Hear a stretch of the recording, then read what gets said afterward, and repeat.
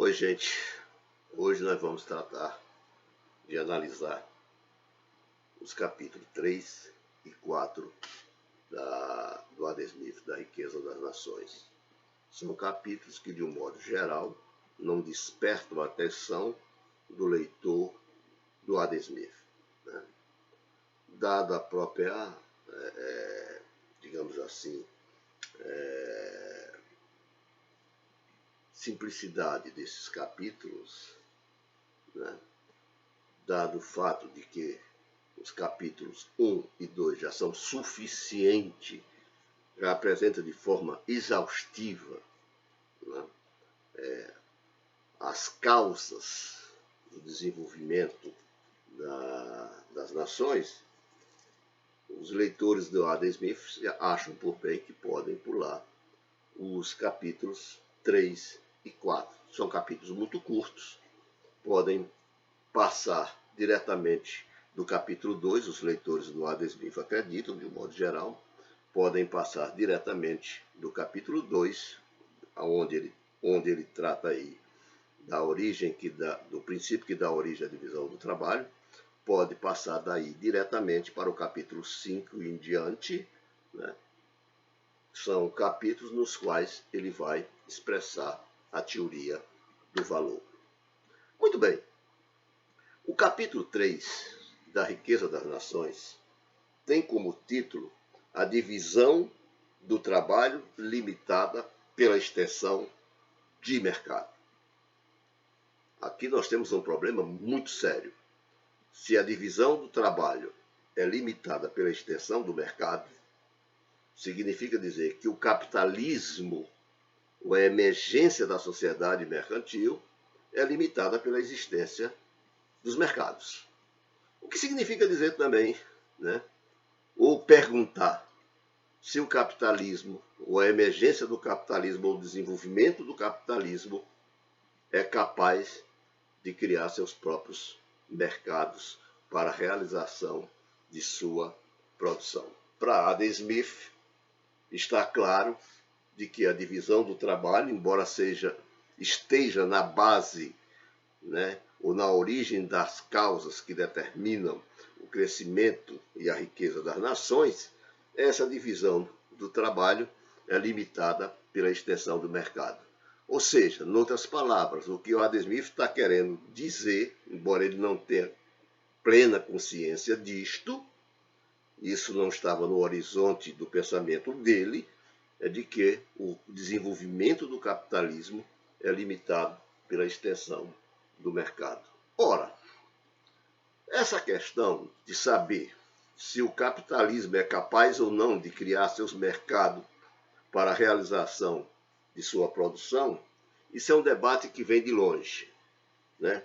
Vem do final do século XIX, nas 3 últimas décadas do século XIX, essa questão aparece na Rússia, né?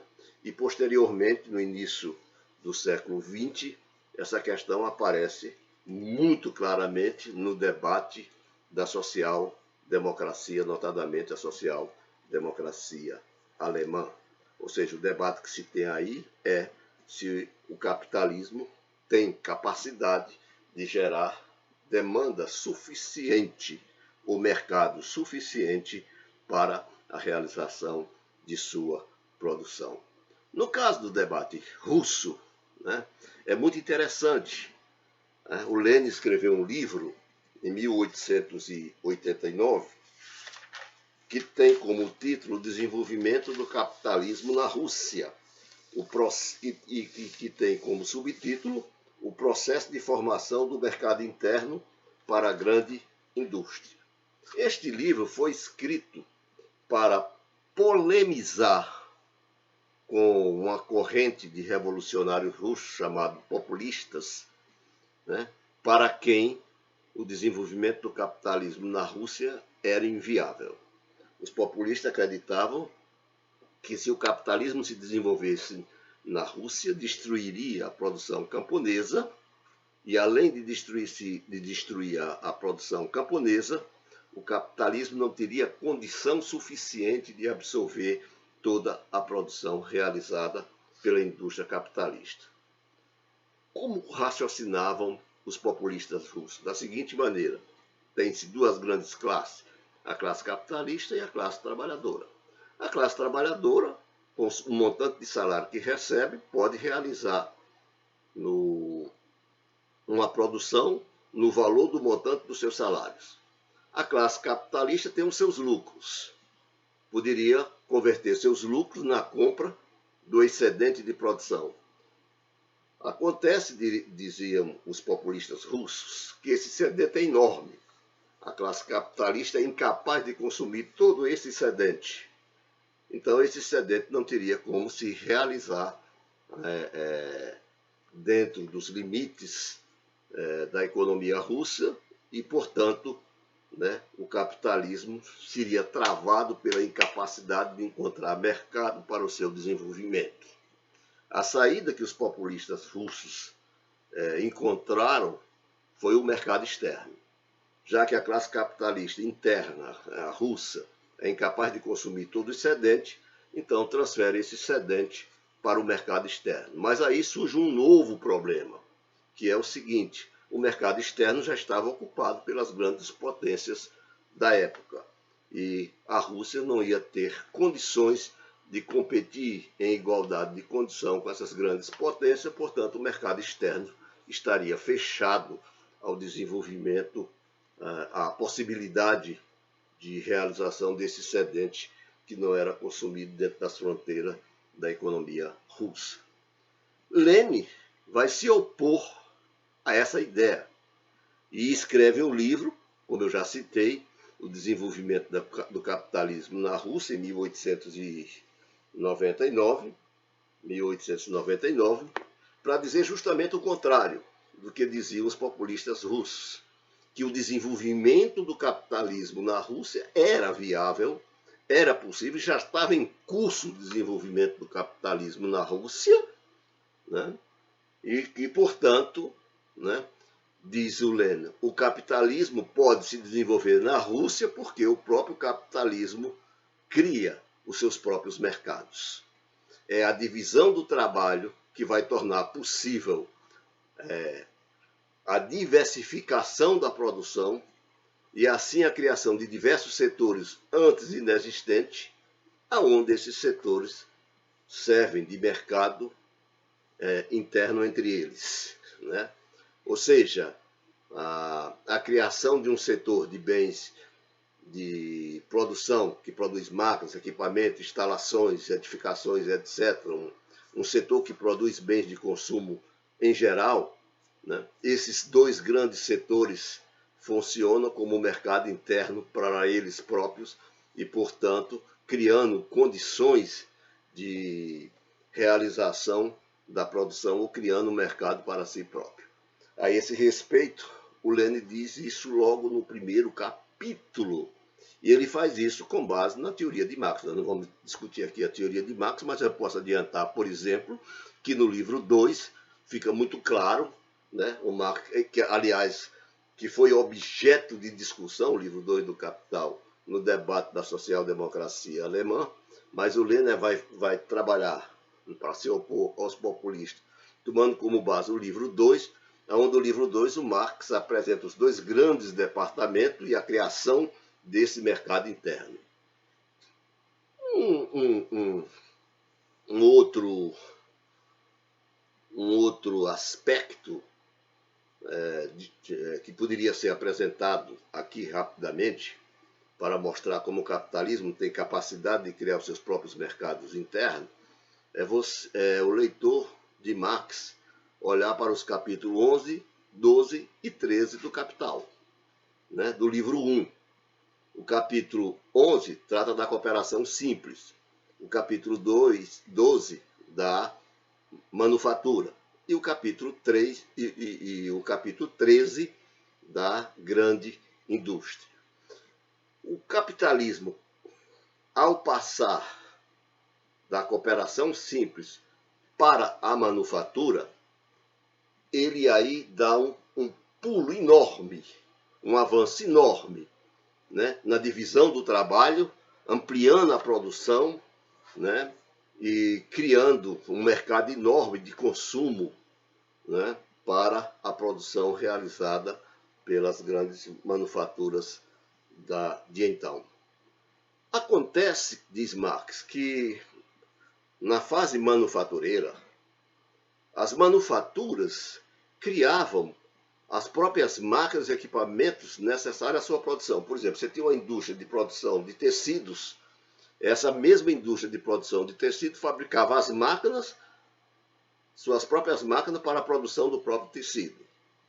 A manufatura é, portanto, superada pelas suas limitações internas e surge a grande indústria, aonde agora, né, se separam a produção de bens de consumo da produção de máquinas, equipamentos, instalações, criando um grande mercado entre os grandes setores da economia. Isso está muito claro nos capítulos 11, 12 e 13, que mostra claramente como o capitalismo tem capacidade de criar seus próprios mercados. Mas vamos voltar a Lênin, né? Para ver de que forma a divisão do trabalho cria seus próprios mercados. Ela é condição necessária de criação dos mercados. Portanto, ela não é limitada pela extensão do mercado, como assim entendia Adam Smith. Lênin diz o seguinte, eu vou ler o trecho de Lênin. Novamente eu peço desculpa a quem me ouve, a quem me vê, né, por essas citações, de uma certa forma, até de certa forma longas, mas elas são necessárias no sentido de que elas dão prova de que o que eu estou a falar tem fundamento, né? Para fazer uma crítica ou para defender uma tese, há que fundamentar suas argumentações. E aqui o Lênin diz o seguinte, a divisão social do trabalho, diz ele, a base da economia mercantil, é a base da economia mercantil. A indústria de transformação se separa da indústria extrativa e cada uma delas se subdivide em pequenas categorias e subcategorias que fabricam produtos particulares na forma de mercadoria, trocando-os com os outros produtos. Assim, o desenvolvimento da economia mercantil provoca o crescimento do número de ramos industriais distintos e independentes. Então, são esses ramos industriais distintos e independentes que serão mercado um para os outros. O capitalismo se desenvolve a partir daí. Ele vai fechar, né, vou dar um pulozinho aqui, ele vai fechar a citação dizendo o seguinte, com a economia mercantil aparecem unidades heterogêneas. O número de ramos especiais da economia aumenta e diminui a quantidade de unidades que executam uma mesma função econômica. É esse progressivo desenvolvimento da divisão social do trabalho que constitui o elemento fundamental no processo de formação de um mercado interno para o capitalismo. Portanto, o oposto do que pensava o Adam Smith.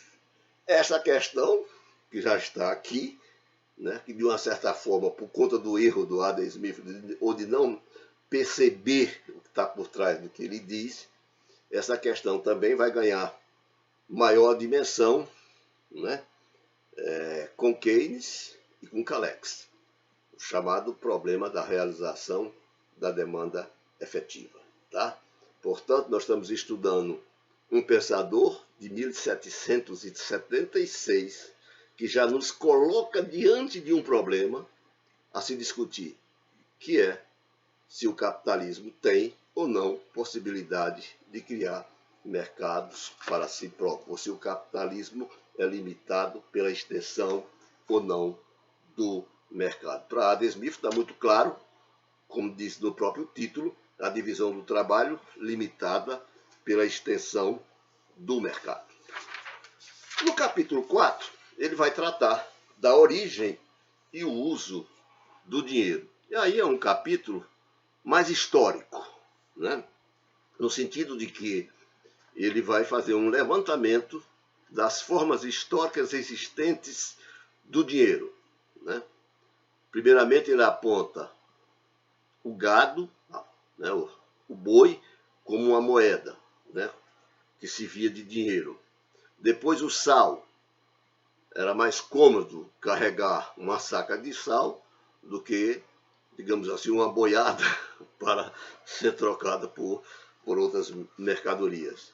Depois do sal, vieram outras mercadorias mais adequadas e apropriadas a cumprir a função de dinheiro.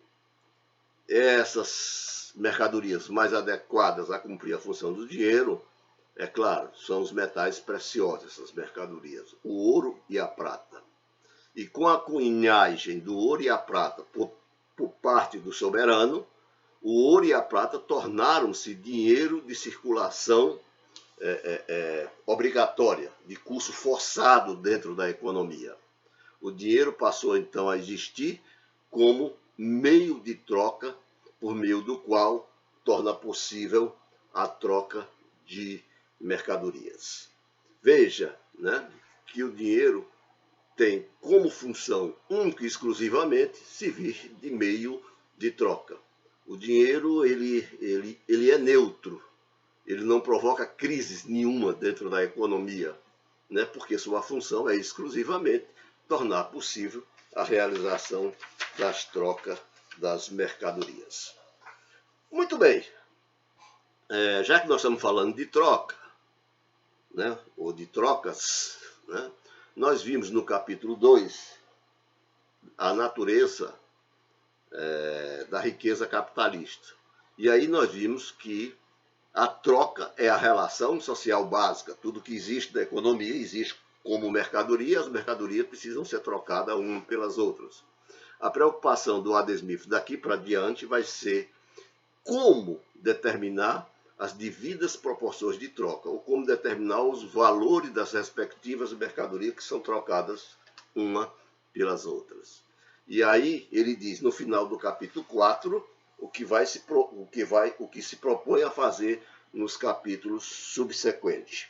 Ele diz o seguinte: como se determinar as proporções de troca, na verdade, né, ele está preocupado como construir uma teoria do valor para explicar as proporções de troca. Ele diz: a fim de investigar os princípios que regulam o valor de troca das mercadorias, procurarei mostrar 2 pontos. Primeiro, diz o Adam Smith, qual é o critério ou medida real desse valor de troca? Ou seja, em que consiste o preço real de todas as mercadorias? Em segundo lugar, diz ele, quais são as diferentes partes ou componentes que constituem o preço real ou o valor da mercadoria, coisa que nós vamos estudar no devido tempo. Finalmente, diz ele, quais são as diversas circunstâncias que por vezes fazem subir algum desses componentes dos preços, salário, lucro, juro e renda, vamos adiantar assim, ou todos eles acima do natural ou normal, e às vezes os fazem descer abaixo deste nível. E termina dizendo o seguinte, fazendo um convite ao leitor. Diz o seguinte: nos 3 capítulos subsequentes, capítulos 5, 6 e 7, diz ele, procurarei expor da maneira mais completa e clara que estiver ao meu alcance os 3 itens que acabei de citar.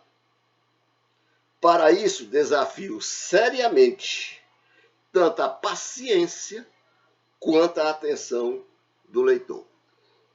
Sua paciência, diz ele, pois examinarei um assunto que talvez possa parecer desnecessariamente tedioso em alguns pontos.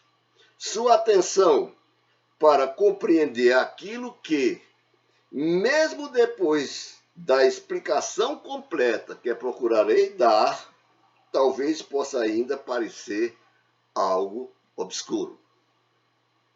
Estou sempre disposto, diz ele, a correr um certo risco de ser tedioso visando a certeza de estar sendo claro.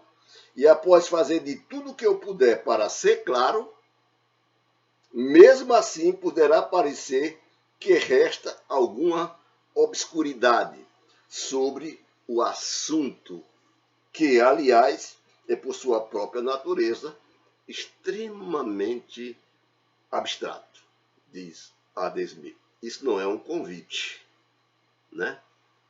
Quando eu li pela primeira vez o Adam Smith, quando eu cheguei aqui e me deparei com esse convite, que na verdade é um desestímulo a continuar a leitura, né? Eu senti um arrepio na alma, né?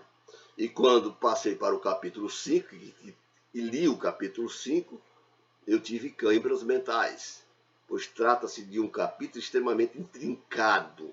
Ele é difícil de ser lido, ele é difícil de ser digerido. Você lê todo o capítulo, volta a ler novamente e não consegue ter muito claramente a teoria do valor sistematizada para pensar como as mercadorias ou como se determinam as proporções de troca entre as diversas mercadorias.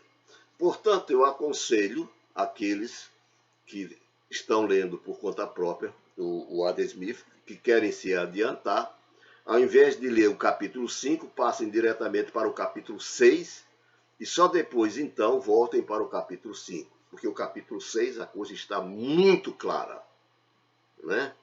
Aí o Adam Smith consegue ser extremamente didático, consegue ser extremamente simples e objetivo.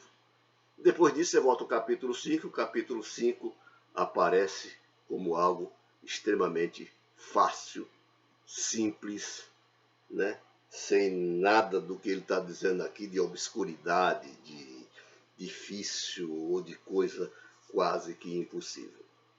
Muito bem, até o próximo vídeo, né?